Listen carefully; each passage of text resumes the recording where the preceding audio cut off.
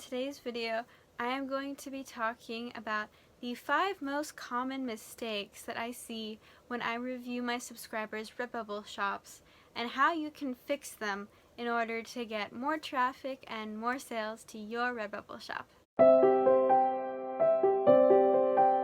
My name is Katie, and on my channel I talk about my own print-on-demand journey so that I can help make your print-on-demand journey that much easier.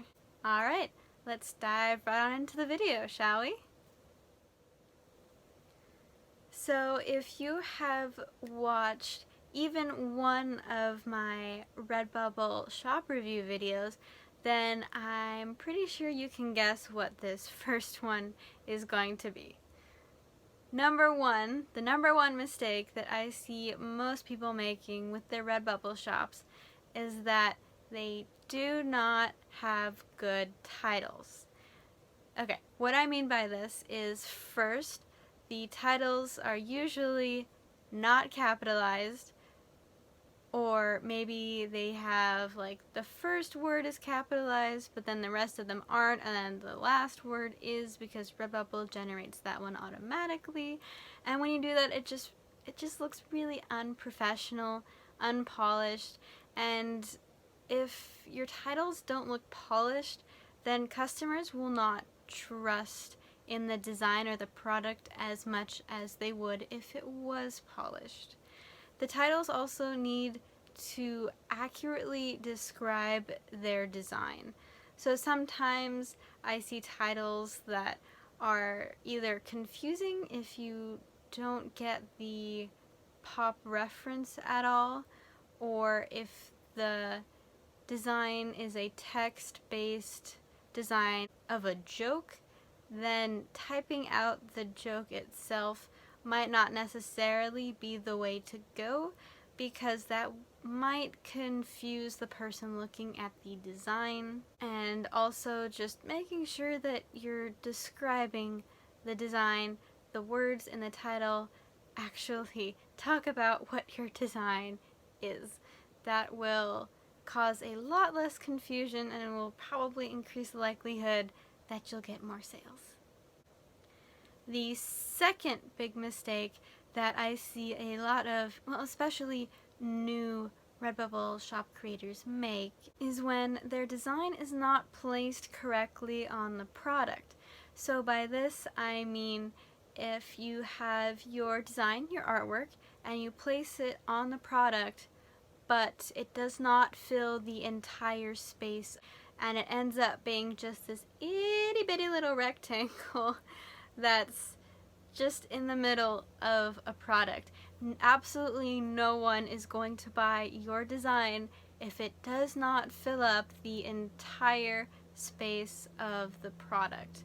Now, if your design, if the file size is too small to be able to cover your entire design, then you need to either make it a pattern design, a repeating pattern, so that it fills up the entire space, or B, you honestly, you need to go into some sort of design editor like Canva or Procreate or Photoshop or Illustrator or something of that nature, and increase the file size, the pixel size.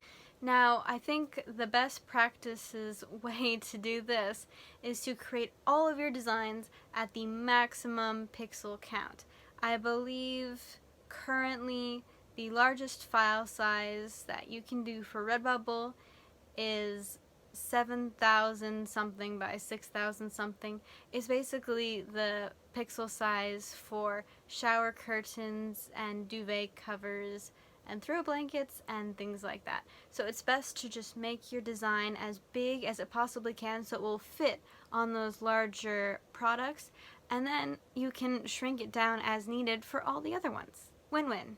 And the third mistake that I see lots of people making is that they do not accurately create their tags for each product. One version I see of this is that people do not put a comma in between each word or phrase in the tag section, and that just creates one giant super long amoeba tag.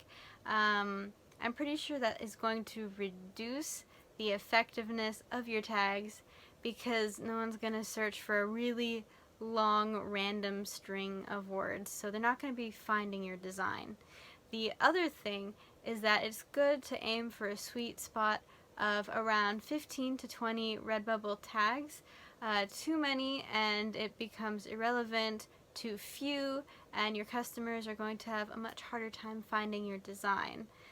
You also need to make sure that your tags are relevant to your design. So for example, if you have a design of a unicorn and one of your tags is pig, that is not relevant to your design.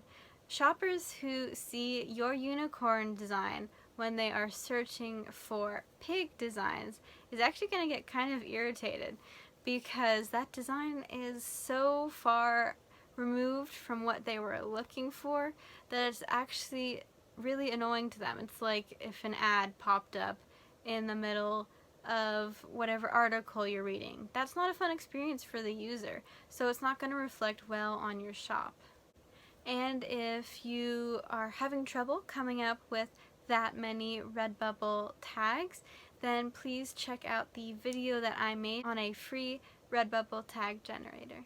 The fourth mistake that I see quite a good chunk of people making is that they do not fill out their artist profile on Redbubble. And what I mean by this is that those who may not be native English speakers will fill out their profile in English, which is understandable because it's a huge market. But the problem is that English speakers have become rather accustomed to seeing scams, but these scams are usually written out by non-native English speakers, which means it's very it's just filled with mistakes, incorrect grammar, incorrect punctuation, incorrect combinations of words, incorrect phrases, so that can be a bit off-putting for English speakers. And if you're not super good at English, then this isn't like a huge thing you need to worry about. It's very simple. There are tons of online resources for things like this. You can use websites like Grammarly or even just Google Translate. You can use these services to help you craft an artist profile that is correctly formatted in English, and that will just make your profile look a lot more legitimate, more trustworthy, more professional, and more polished. And if you are having trouble on what to say for your artist profile, then I suggest doing a little bit of research, looking at featured artists on Redbubble, reading their profiles, and then using those as an example to create your own. And the fifth mistake that I often see people making is that they do not create or use the collections function on Redbubble. Now this is such an awesome function. It can really help all of your customers find a grouping of similar designs that they really like, that they're really interested in, that they are much more likely to buy. And it is very simple to create. If anyone is having trouble figuring out how to put their designs in collections, then please drop a comment about that down below, and I can make a video on that as well. So those are the 5 most common mistakes that I see when I review people's Redbubble shops that are very easily corrected and will certainly help make your Redbubble shop much more professional, which will increase the likelihood that you will make sales. Alright, and that wraps up that video. Thank you so much for watching. I hope you found that helpful, and if you did, please make sure to smash that like button and subscribe for more content like this. Alrighty, I'll see you in the next one.